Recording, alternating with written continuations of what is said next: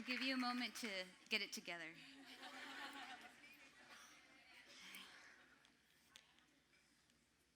At the age of 25, I became a stay-at-home mom. And that was the exact moment that I gave up on my dream. And boy, did I have big ones.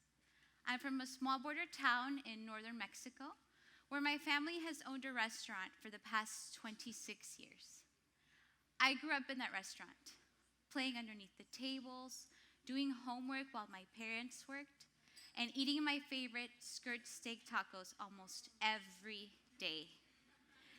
Our own lives were integrated into the rhythm of the restaurant. We rejoiced when business was good. We agonized when my dad lost a good employee, and we were there to help cook and serve big events as a family. Just like Princess Tiana, I wanted to make my father proud. That's how I got the idea of becoming a chef. But I wanted to be a real chef, not a small town cook in the middle of nowhere. And I had great visions of opening up my own restaurant in a big city like New York. My amazing parents invested the family restaurant's profit and went on an extremely tight budget so that I could go to one of the best culinary schools in the US, the Culinary Institute of America. After graduation, I started working in hotels, where I soon found out that becoming a chef was going to be way harder than I had imagined.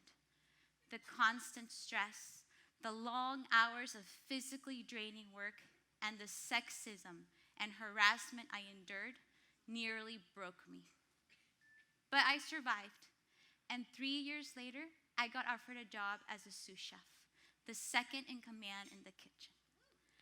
That's when I thought, this is it. This is the first step to getting my restaurant.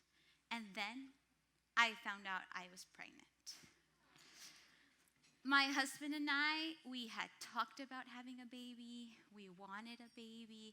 But this soon, my world came crashing down on me. Pursuing my career meant that I had to put my baby in childcare 12 hours a day, nights, holidays, weekends. That just wasn't going to work. I assumed I had no choice but to quit my job to become a stay-at-home mom. So I put away my carefully packed knife bag and I dove in headfirst into the world of baby bottles and diapers.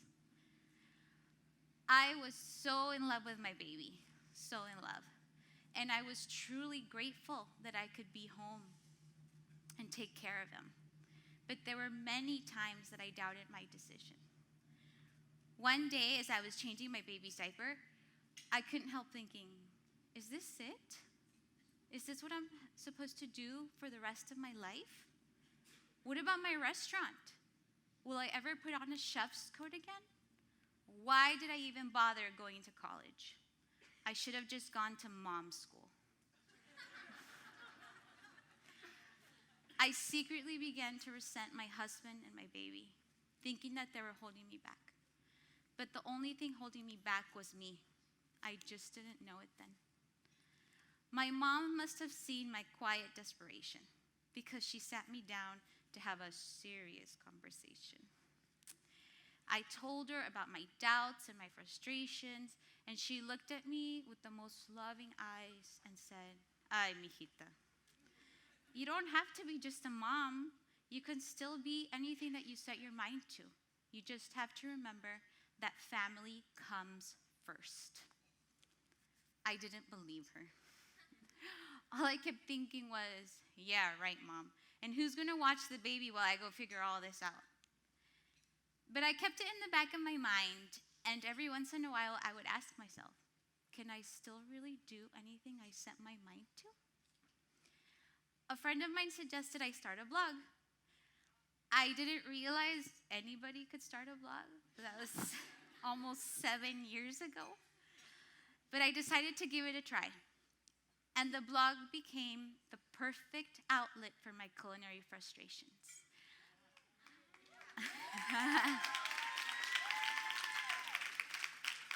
I would post my favorite recipes and take pictures with a small point and shoot. I loved that I could be creative with my dinners and serve them up for the world to taste.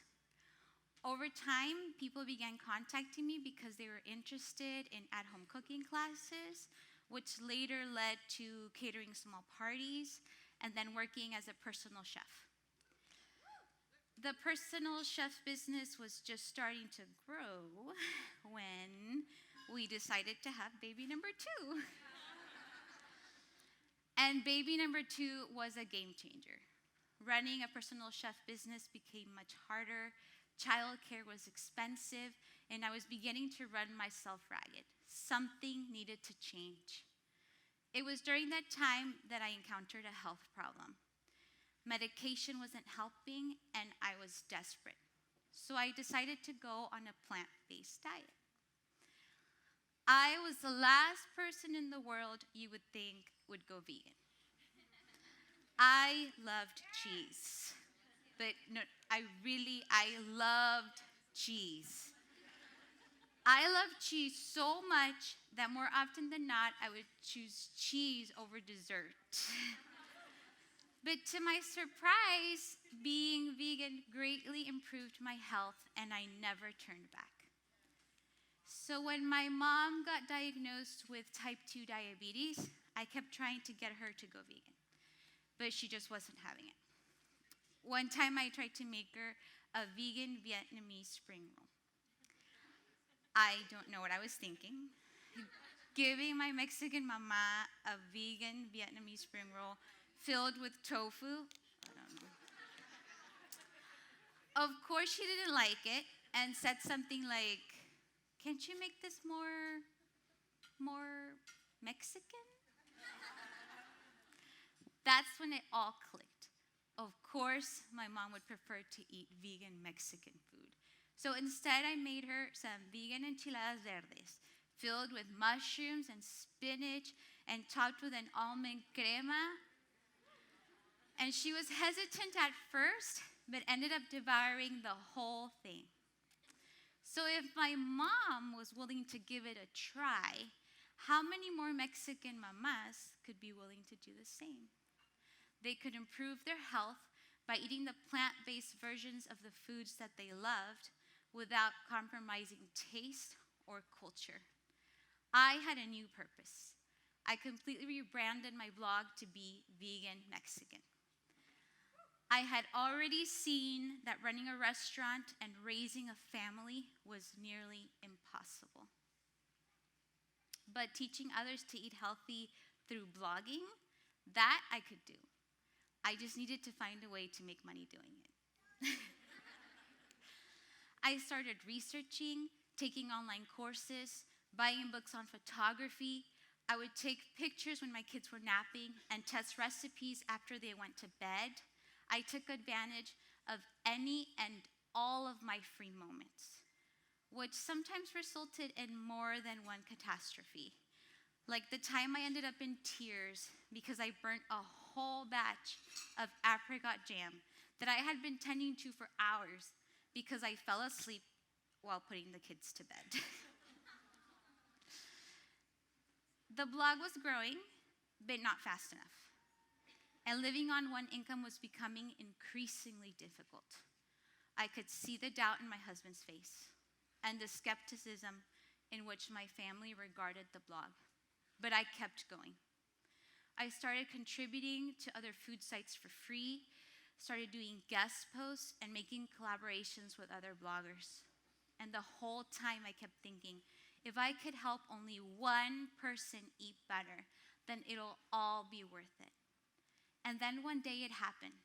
I got an email from an organization that was looking for a vegan bilingual food photographer and recipe developer. It's a mouthful. And they wanted to pay me money, real money, to work from home while I took care of my kids.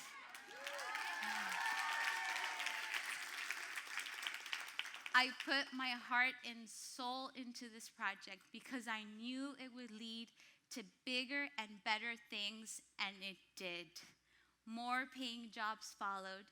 I was able to self-publish an ebook on Amazon and finally turn my blog into a profitable business. I may not be a chef in the traditional sense, but today I am a chef on my own terms.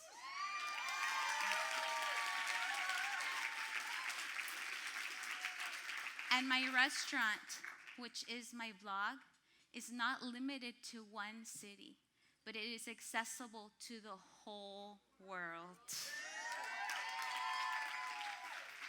One of my favorite lines in The Princess and the Frog is when Princess Tiana refuses the Facilier's offer and finally realizes what's most important by saying, "My daddy never did get what he wanted, but he had what he needed. He had love." As it turns out in the end, Tiana and I are able to have both.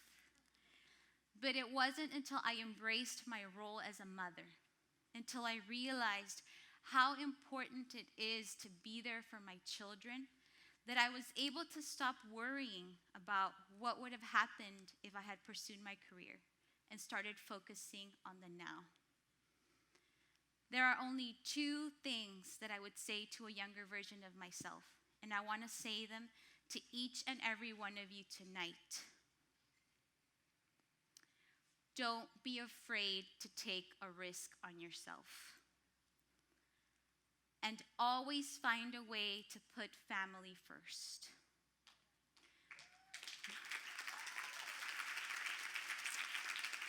The rewards of putting family first are far greater and more valuable than anything that the world can give. Thank you. You can walk straight through hell with a smile.